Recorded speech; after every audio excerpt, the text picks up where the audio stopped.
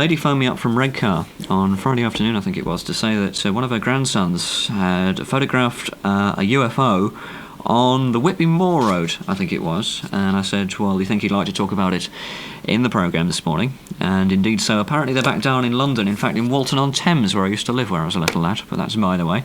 On the phone now, I'm not sure who we've got, so I shall find out. Good morning. Hello, can you hear me? Is that Stephen or who? Both of us. We've got an extension on the phone. Oh, I see. Is it Stephen I'm talking to now? Both of us at the moment. Oh, I see. Fine. What exactly did you see and where did you see it? Well, I'll let my brother talk. Okay. So I just coming back from Whitby that day, on Tuesday. On Tuesday? About 4 o'clock. And we saw, well, I saw, kind of light up in the sky. What did the light look like? Hello, what did the light look like? The white one, I suppose, and it's quite a bit, quite a way away, and it's nearly oval. Nearly oval, so a white oval light. Yeah. How large was it? Pardon? How large was it? Well, couldn't really tell because it's far away.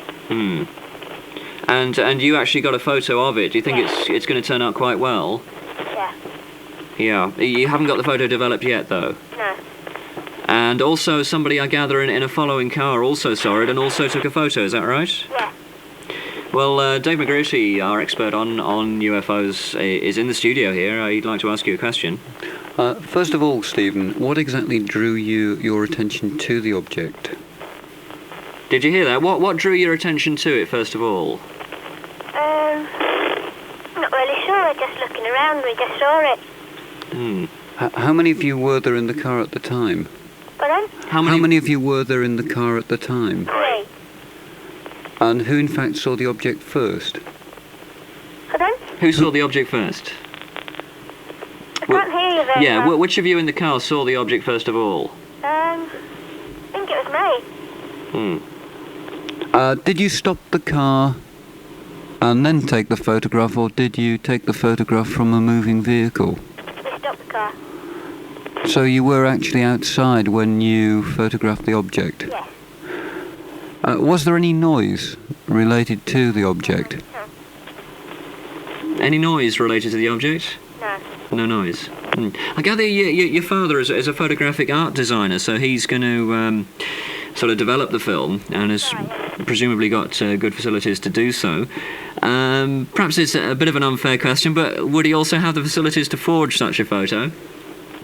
Shouldn't think so. No. Okay then, well thanks very much indeed for joining us on the programme this morning.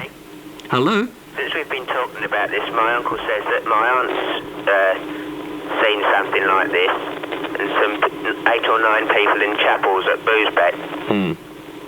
And that was the same time, was it, or some other time? We saw something at 4 o'clock. Yeah. Uncle says that my aunt and the people at Boosbeck saw something around 5. Okay, well, thanks a lot, Stephen, and also your brother. Thanks very much indeed. So, what do you make of that, Dave? Is that a pretty typical UFO sort of sighting story? It'd be interesting to actually see these pictures when they're developed. Well, yes, it would.